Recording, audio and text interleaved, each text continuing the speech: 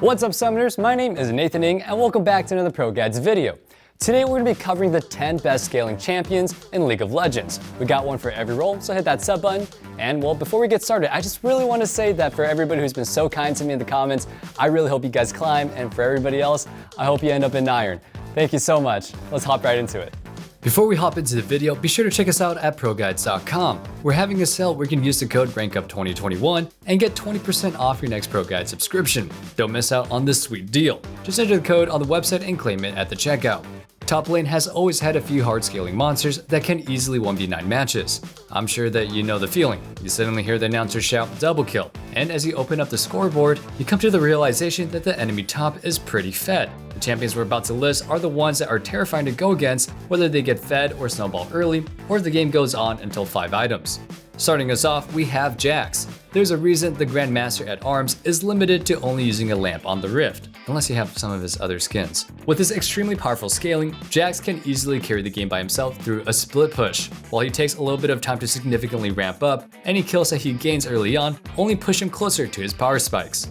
Eventually, there's a point in the game where Jax can not only just 1v1 the enemy top laner, but he can most likely fight 3 people at once. This provides a lot of pressure for his team and forces your team to play extremely smart and coordinated, which in solo queue can be near impossible at times. If you send your team to kill Jax, he'll most likely take 1 or 2 of them out before he dies, but his team will get Baron for free or Dragon. On the other hand, if you ignore Jax and can't engage on his team in time, he can take multiple towers by himself.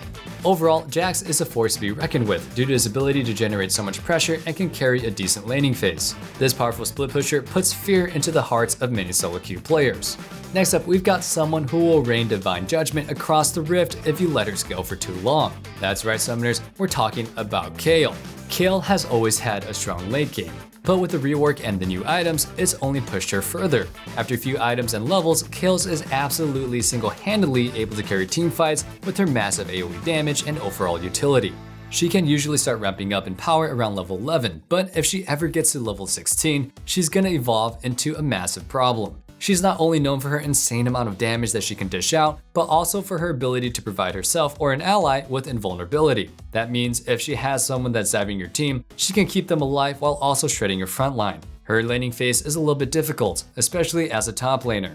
Most enemies have a form of gap closer and CC that can make Kayle's laning borderline impossible at times. That being said, learning to play safe on Kayle is one of the hardest parts for most players. But if they simply survive until level 6, they can become ranged and lane will be relatively easier. From then on, it'll be all about scaling.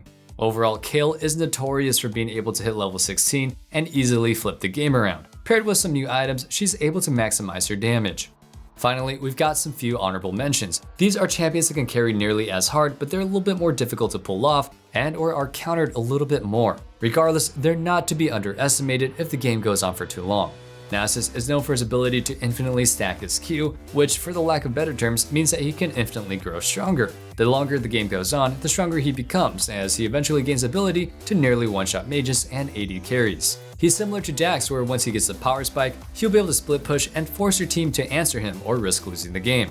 Gangplank is a champion that can be a little bit difficult to learn. With all of his insane combos, it's no wonder he's not as common. That being said, his ability to impact the map with the global ultimate while also having no real hard counter matchup makes him a powerful laner if you're able to master him. Alongside his already powerful ultimate, with a few items, he can blow your team apart with a good barrel combo. Due to his ability to crit as well as the fact that it ignores 40% of armor, both squishies and tanks alike hardly stand a chance versing him in a team fight in the late game.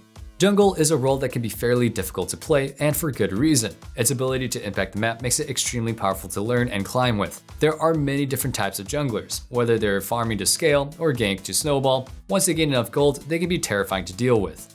Starting us off in the jungle, we have KARTHUS. KARTHUS was originally made popular through strong funnel strategies, but since then has found a home in the jungle where he just farms up for the majority of the game. He's able to quickly and effectively clear the jungle as well as duel the enemy team if he goes ahead and brings exhaust instead of flash.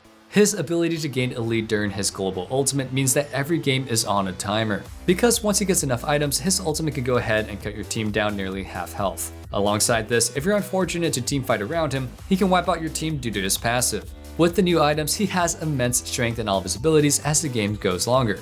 KINDRED is a fairly unique jungler. She's one of the few marksmen designed specifically for the jungle that wields a lot of power due to her high base damage. With her creative kit design, she marks the enemy, both champions and random jungle monsters, then plays around killing them in order to grow in strength.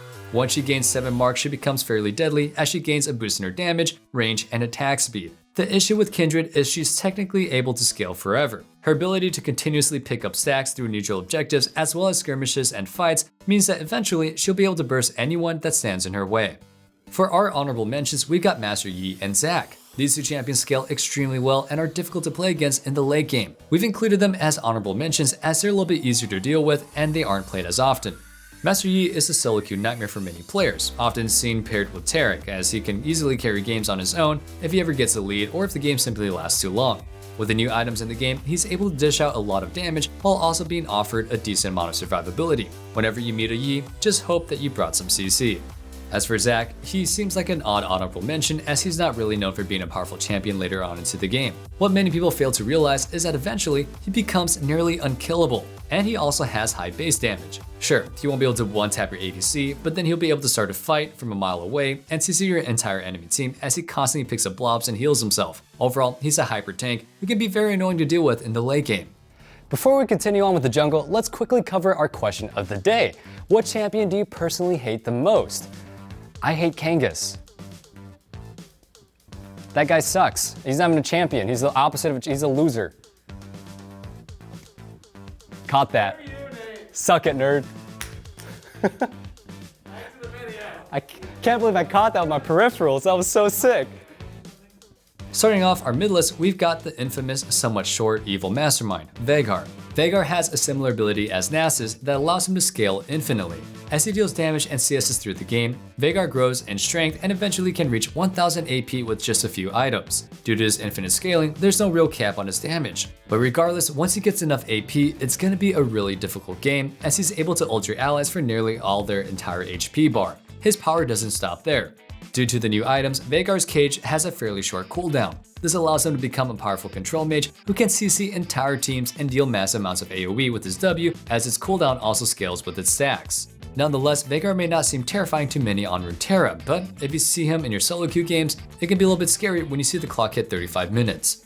Next up, we've got KASSADIN, who is one of the most known hyper carries in the game. No matter the elo, season, or player, many players have experienced the terror of KASSADIN hitting level 16 and wiping your team.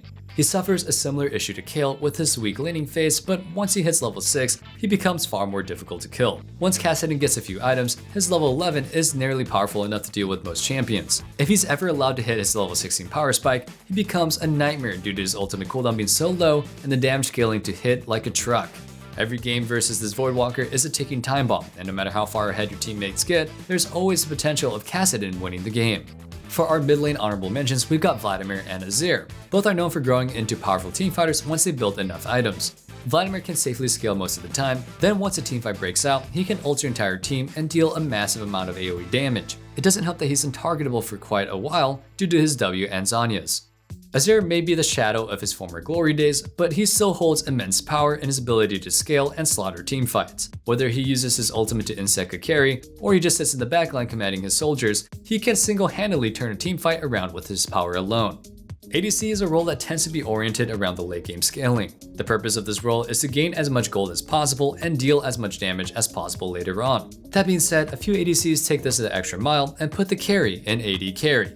SENNA is an extremely powerful and unique ADC, and she was designed to be a support marksman. Per usual, she worked decent in her role, but through the power of creativity, SENNA was able to thrive in the ADC role both as fasting SENNA and as a regular carry. SENNA is extremely powerful not only because she carries a strong laning phase, but also due to yet another infinitely stacking ability. SENNA collects souls throughout the game that buffs her range, lifesteal, and critical chance. As the game goes on, she quickly ramps up many souls and eventually gets to 100% crit with only 2 crit items. Alongside this, she's able to gain an insane amount of auto attack range. By the time she gets above 120 souls, she nearly outranges the turret. This infinite scaling is what makes SENNA so terrifying to play against. She endlessly scales and will eventually auto you from a mile away.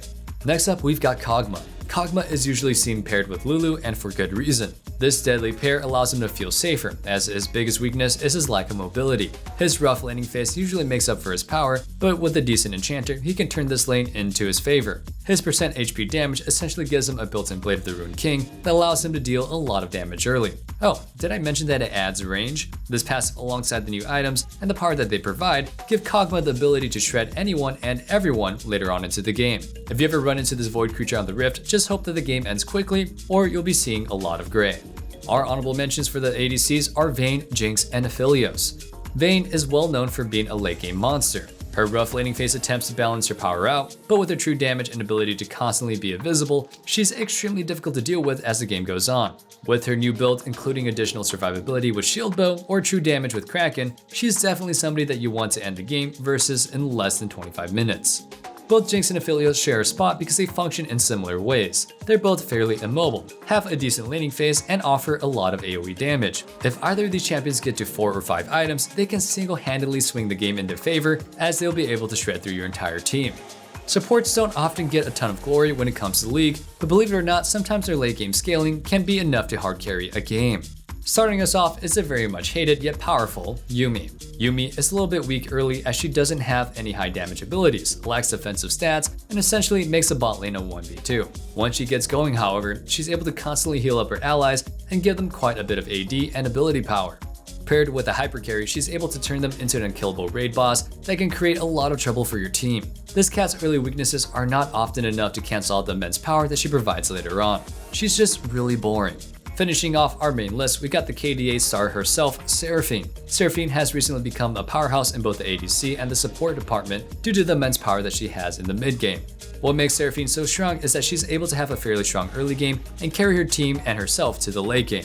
With additional ability power, ability haste, and item buffs, she can keep her team alive with shields, heals, and a lot of CC. Overall, this pop star may seem sweet, but don't underestimate her power late game.